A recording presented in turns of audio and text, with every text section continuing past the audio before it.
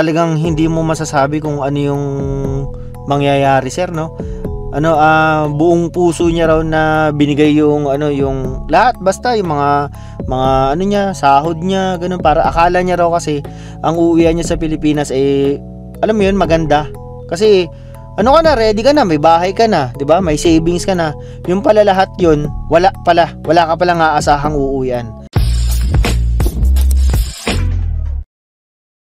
Yun. Grabe, malamig na. -4 pa lang to, nilalamig na ako. Yung feels like niya mataas, parang feels like -5. Siyempre hindi kasi tayo nakapanlamig ng maayos, kaya lamig na lamig ako. Yung anak ko nga na isa, umuwi, naglalakad yon from school.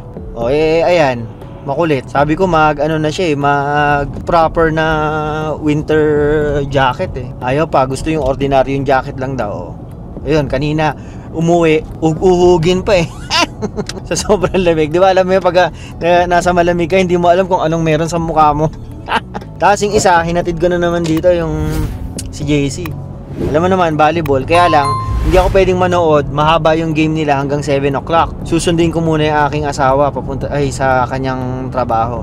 Tapos uuwi muna kami, magluluto ako, saka ako na lang siya babalikan dyan. Sabi ko mga 6:45 nandyan na ako sa may parking. Ang hirap maging family driver, you know. Saka kung nakikita niyo yung mga ibang nasa Canada, di ba nag-i-snow na. Dito wala pa. Nakakagulat kasi magdi-December na, wala pa ring snow. Pero ang masasabi ko lang, malamig na talaga. Kanina lumabas ako, nagtapon lang ako ng basura, sakit sa kamay. Diyan ba sa Pilipinas mainit pa rin? I mean, ano na yung temperature diyan sa Pilipinas ngayon? Comment nyo nga sa baba. Hindi na ba siya yung todong init na nagti-30 ganyan? Hopefully, no? Kasi syempre tag-ulan na nga pala, no? Saka mag-ano na pala. Meron ako napanood kanina na Amerikano siya na nanirahan sa Pilipinas. Nakakaaliw, no, yung mga Pilipino na naninirahan sa Pilipinas. Tapos ang nabibilib na nga ako sa mga ganon, yung mga nagbablog sila sa Pilipinas, ganyan. Mas nabibilib pa ako yung mga natututo pa talaga Tagalog, no? Isa na yun, si Kuya Kurt, pinapanood ko si Kuya Kurt. Pero actually marami na mga putik na nagbablog sa Pilipinas na nagtatagalog, nakakatuwa O nga pala, meron tayong kababayan na naman na sa akin, nagagalit siya sa nangyari sa kanyang buhay. Ano naman siya, talagang temporary worker lang siya dito sa Canada. Hindi naman daw niya talaga kung permanent resident siya or ma-citizen. Okay lang daw kasi gusto niya nga raw dito, magtrabaho lang talaga at mag-ipon.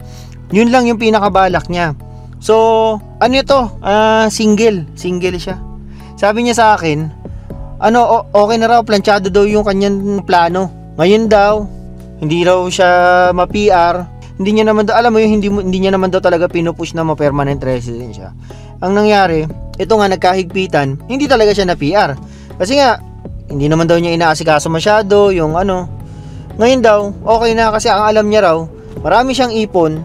Tapos, ang alam niya, meron siyang bahay na uuwian sa Pilipinas kasi sa ilang taon siyang tumira dito sa Canada. Ang ginagawa niya, nagpapadala siya sa syota niya. Nako, marites na naman to. Maraming nangyayaring ganito na ultimo sa basta maraming nangyayari yung hindi lang sa Canada, sa ibang bansa na todo trabaho sila, todo ipon sila. Ngayon, syempre, pinagplanuhan na nila yung pag-uwi nila sa Pilipinas, no? Dapat nakabili na ako ng bahay, wala akong utang, marami akong ipon, yung mga ganyan, di ba? Sabi niya, planchado na sir yung plano ko pa raw siya rito, 2021 pa raw siya dito. Dito pa lang daw nag-iipon na siya at ito yung ginagawa niya. Nagpapadala siya sa pamilya niya. Okay na yung sa pamilya niya, nagpapadala siya kasi uniko iho siya Parang ang pinapadala niya lang yung nanay sa katatay niya. Tapos meron siyang girlfriend sa Pilipinas. Ngayon hindi naman daw kayang asikasuhin ng kanyang nanay at tatay yung bahay na pinapagawa niya. Ito na nga yun, nagpapagawa siya ng bahay sa Pilipinas. Sabi niya, ang pinaasikaso niya raw yung girlfriend niya. ano niya raw sa sa girlfriend niya, tuwing sahod daw ganito may pinapadala, minsan daw nagpapaano pa yung girlfriend niya na meron tayong kailangan ganitong bilhin, ganitong ganyan. Tapos bukod sa pagpapaayos ng bahay, papagawa ng bahay daw, nagse-savings pa yung niya, yung all well and good, di ba? Ang ganda ng plano. Sabi ko, hindi mo ba pinapa-check sa magulang mo? Taga Maynila siya. Tapos yung binili raw nila na lupa sa Cavite kasi yung girlfriend niya raw taga Cavite. All well and good, papadala siya ganyan. Papadala pa nga raw ng picture yung girlfriend niya. Papadala ng picture. Sabi ko, papadala ng picture ng alin? Ng ginagawang bahay. Tahanip niya, no? Eto na. Akala ko matagal pa ako dito sa Canada.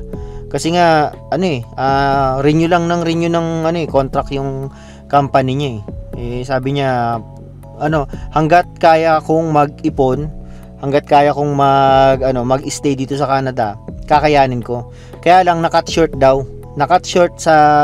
dahil nga sa yung company niya raw hindi na raw siya i-renew kasi nga alam niyo naman dito sa Canada, 'di ba? Naghihigpit nga sila sa mga temporary workers, mga ganyan. So nalaman niya ngayon sa sinabi niya raw sa nag-away pa raw sila ng girlfriend niya kasi bakit daw ganun yung baka raw mahirapan daw sila sa buhay pagka umuwi raw.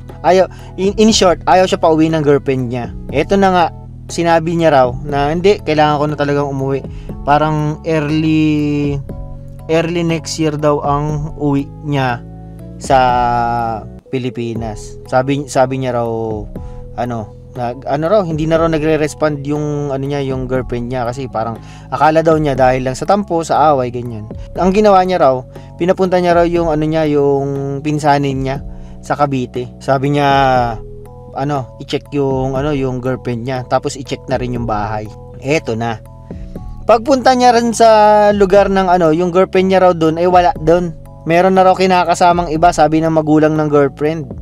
Parang yung parang pang mga pangpalabas na nagkalokohan, mga ganyan. Tapos parang sabi ko, totoo ba to? Sabi niya, ayoko mang na totoo, sir. Kaya lang ito yung nangyari sa akin. At ang pinakamasaklap pa, yung kanyang pinapagawang bahay, wala naman daw talagang bahay na binili na pinaayos. Sabi ko, paano nangyari yun? Wala ka bang mga papeles, mga yung kahit anong ba na yung pinangahawakan mo na hindi raw pinaasikaso niya raw kasi lahat sa girlfriend niya. Kumbaga talagang tiwala lang at sa pagmamahal daw, hindi niya na raw inaano yung mga ganun.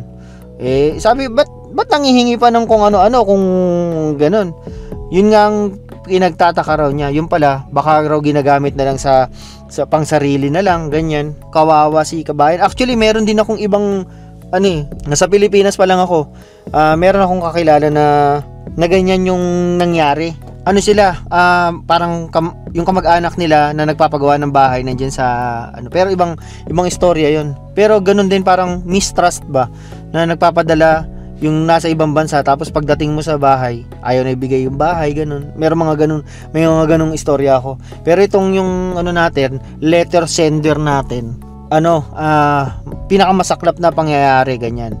Sabi niya, talagang hindi mo masasabi kung ano yung mangyayari, sir, no?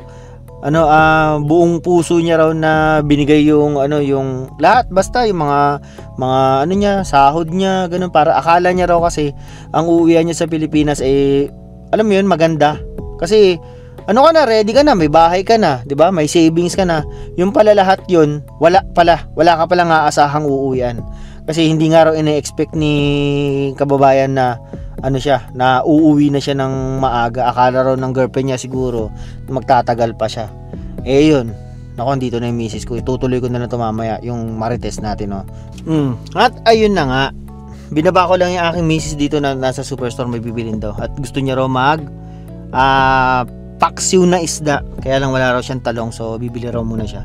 Anyway, nasa na tayo sa kwento natin. Kawawa naman to, no.